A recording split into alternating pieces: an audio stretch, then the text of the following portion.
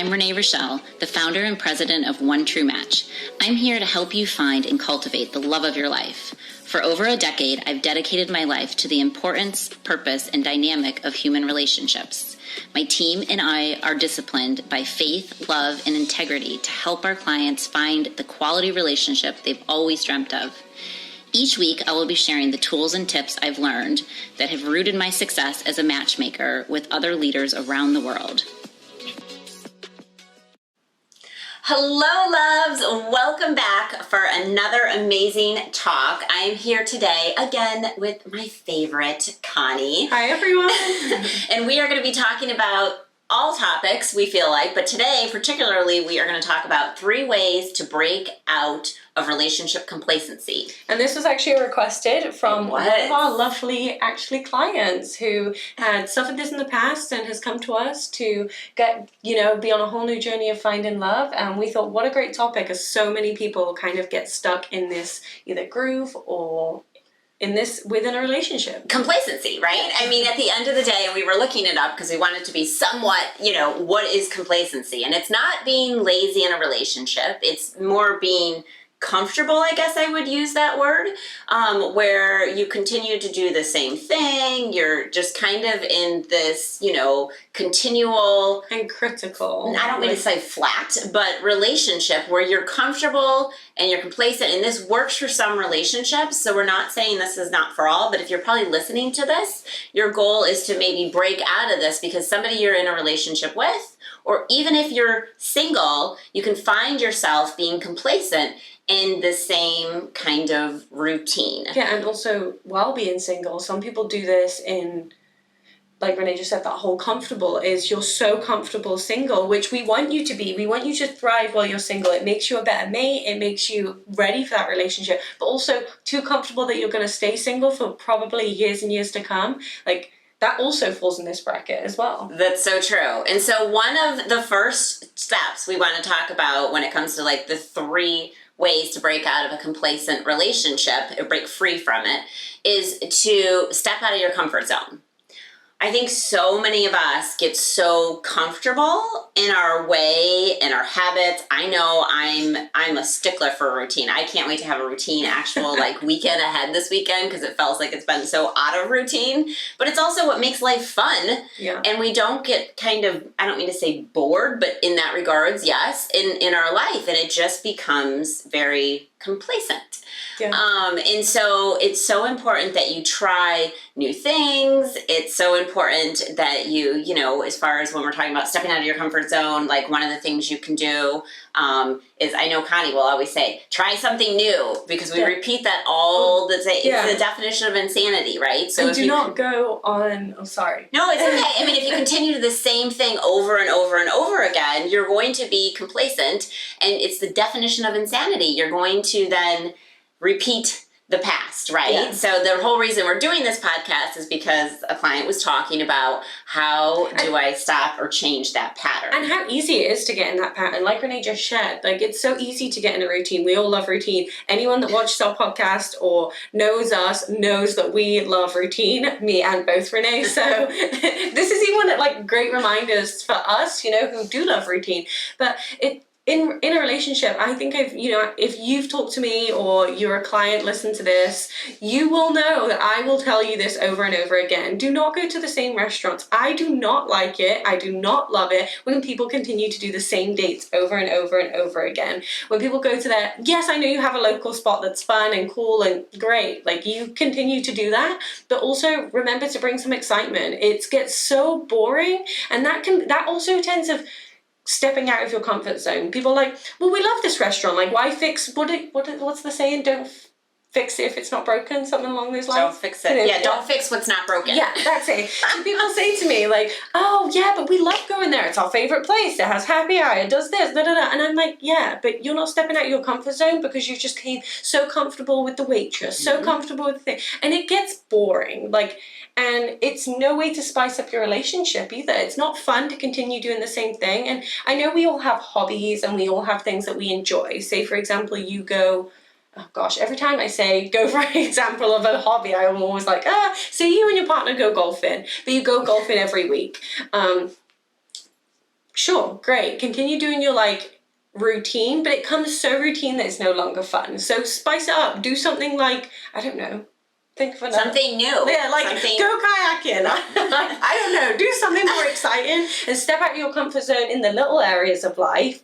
And even when it comes to trying food too, we talked about this before. Don't always stay in that same bracket of comfort because it gets boring, and when you continue to do that in a relationship, it gets stale really quickly. Yeah, and I'm going to give a great example that actually Connie gave to me, and I'm going to give this to all the either moms out there or if you're single or whatever, and also this goes for men, is I'll never forget when I was going, through my relationship shift in status, obviously, like going through a divorce and going through all of those things. I'll never forget, I'm a huge component of I do practice what I preach, right? Yeah. So I'm going through all the steps of everything that we have our clients and everybody else go through, and even our married couples when we are trying to spice it up. And I'll never forget, Connie said to me when I was ready to go back out and obviously start to meet people, she goes, Renee, I know you're a mom and you're amazing and all these things, but it's like we've also got to bring a little bit of that sexy because you get comfortable, right? And so, I mean, even like today, if you're watching this or if you don't,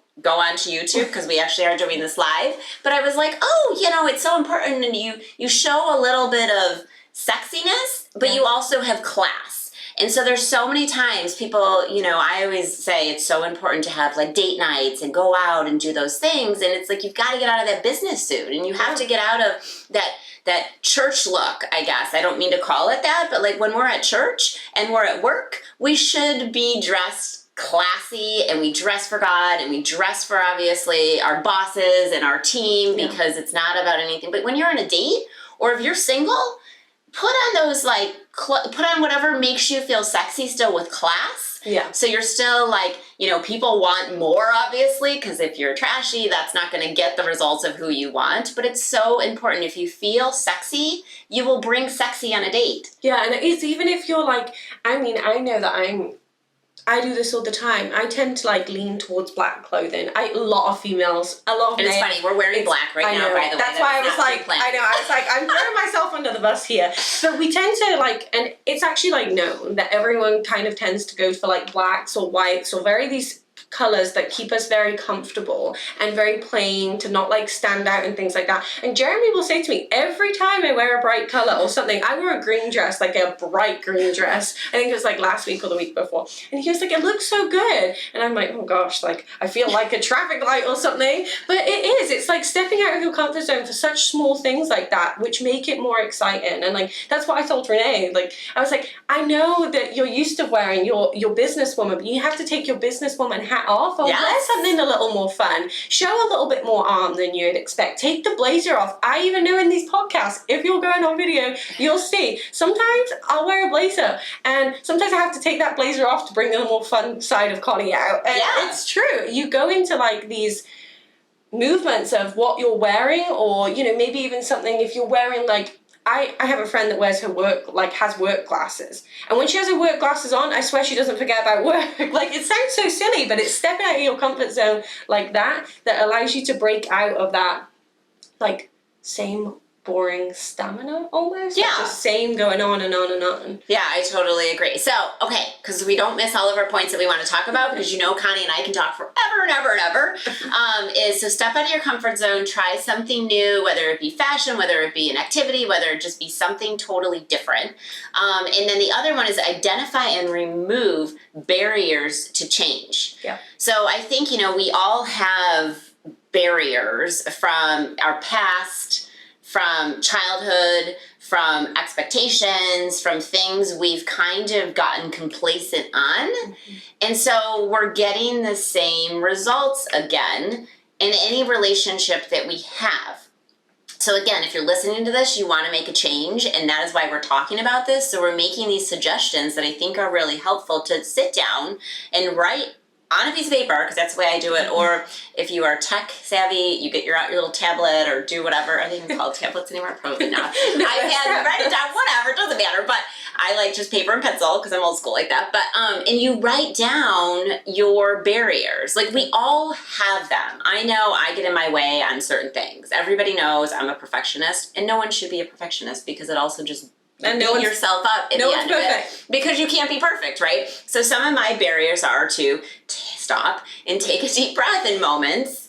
And then I'm fine because I've learned that those are some of my trigger points when I'm like, it's not going the way that I wanted it to. It's that control And I stop and I pray or do whatever it is, right? So that is part of it, is to sit down and write your barriers, right? I'm sure you have barriers too. 100%. And then figure out a way to say, I'm going to work on 1, 2, or 3 of these barriers. Start with one. If you try to work on all, you'll stop and not finish. So, pick your top one, pick your, I always say work with the hardest one first. And then it's amazing how the shift to complacency can start to do that. Now, this is for singles. Before you get into a relationship, this is very wise advice. If you're already married, dating, engaged in that relationship, and you're starting to feel that way already, if you're engaged, definitely talk about this before you get married. Yeah. If you're already married, it's really important to sit down, do this activity, share it with your mate, and then don't tell them to do this.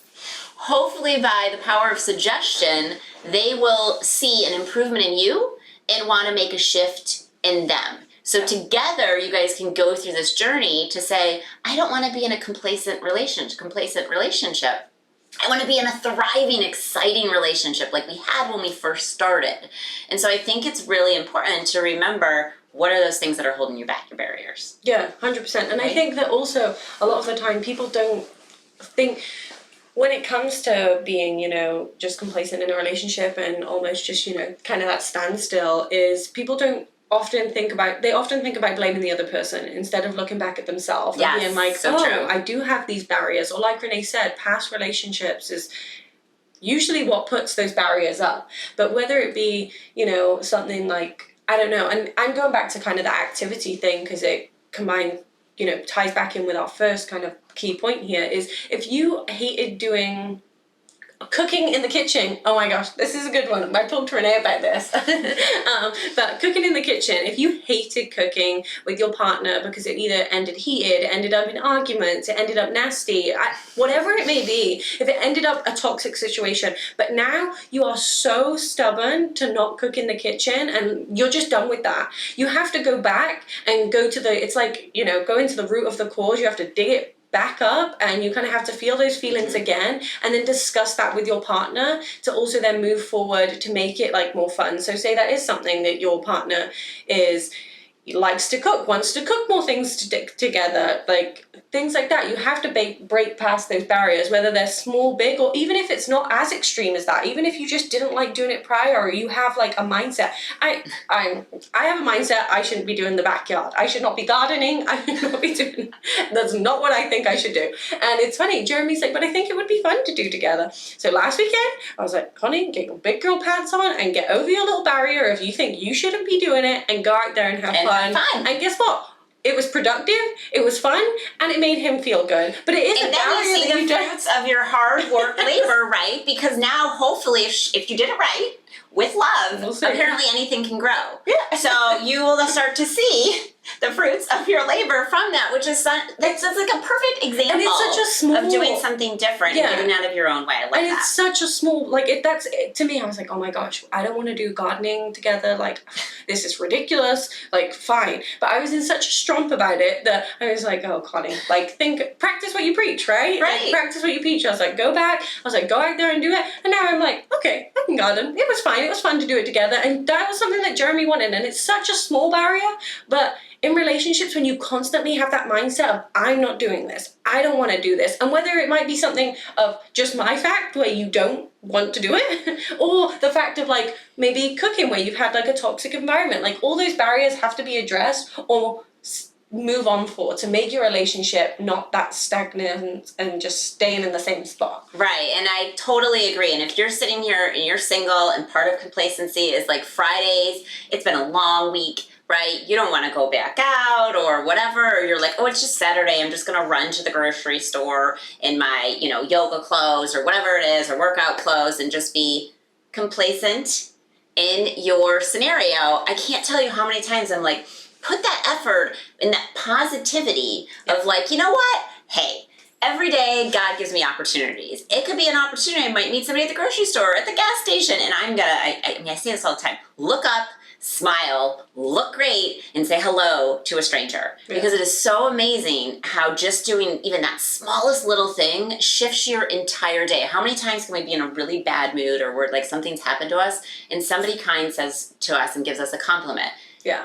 You look beautiful. I love your top. And you're like, oh, wow, that's amazing. And then you pass that along so the energy continues on so that you get a different result. So you're not just in this complacent, like, woe is me, this is the best my relationship's going to be. Yeah. So this is the best that it is. Or if you're single and alone, you know, going through this journey and prayerfully praying for your mate, it's so important you don't get complacent and just like, this is the best my life is going to be. Yeah. Because you're now losing out on opportunity. What makes people why are we attracted to people? Because they're happy, positive, fun, and look like smile, right? We're not attracted to somebody that's doom and gloom. Yeah. So it's so important that you're doing that in the beginning to attract that person. You continuously do that in a relationship, which you were talking about earlier, which I love, because our third point is to take responsibility. And this is going back to gardening. I don't know why I brought gardening into this podcast, but maybe if you garden, this will be very, This is your activity this weekend. If you've never gardened before, go get a pot and a shovel and some seeds. Yeah. And if you're in Florida, obviously you only choose the ones that grow because I'm pretty sure that's a whole new problem. But anyway, it's the whole watering your plant. Take responsibility. Your plant is not going to grow if you don't water it. And it's pretty much simple as that. Like, take responsibility. If you haven't watered your plant, I have to move away from the gardening. But it's good. It's a good example. Everyone's going to remember this.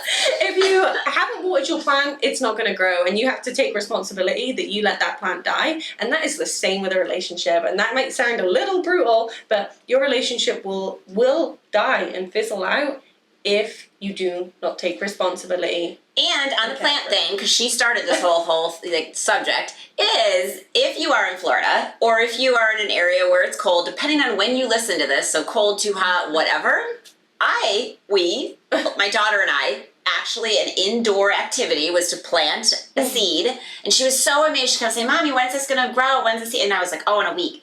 Literally 2 or 3 days later, because we gave a little drip of water, you can plant inside herbs and things like that if you have the right lighting and all the other things. But my point is, people that are, you know, either make up excuses or kind of like in this place, they'll say, well, I can't do that because it's too hot, or I can't do that because it's too cold, or I can't do this. You can do anything. Yeah. You can do anything. Like, remove the word can and put in the word, replace it with I will. I can.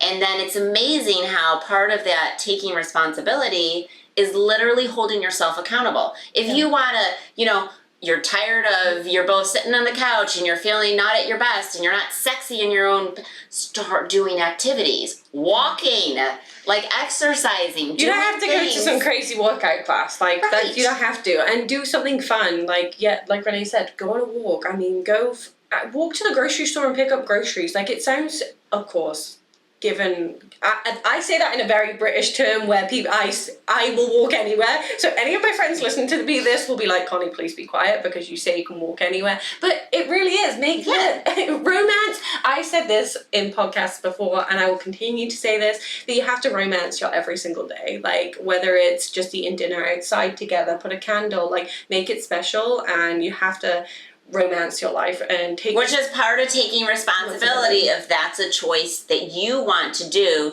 something. So if it's something that you've always said, oh, I want to do this, write on your refrigerator or someplace where you see it every day, like, I want to lose weight. I want to be more positive. I want to have a more exciting relationship. Yes. And so in those things, those little like reminders will be your accountability, and be prayerful, obviously, as I always say, because God will lead you there when you truly work at it. You want it, and you're responsible for your own actions and not waiting for somebody else to shift the needle, which is nobody else's responsibility but yours. Yeah, and if you're listening to this and you are in a relationship complacency. Clearly Compliance can kind of go with it, I guess. Yeah, same difference, whatever.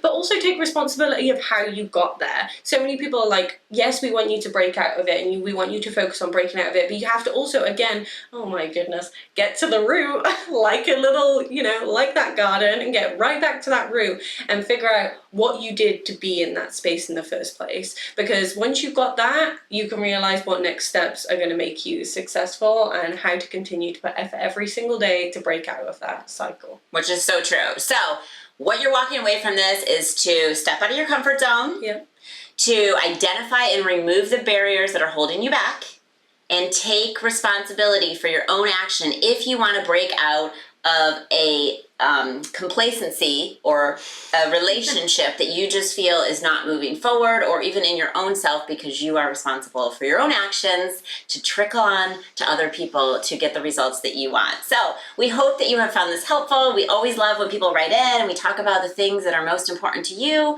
friends, family, and everyone else. And we can't wait for our next talk. Bye. Bye.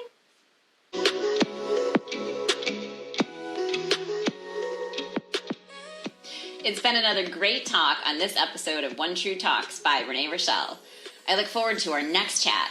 Please write in your questions and comments so I can be sure to talk about whatever it is you want to discuss in our next upcoming episode. Lots of love. God bless. XOXO.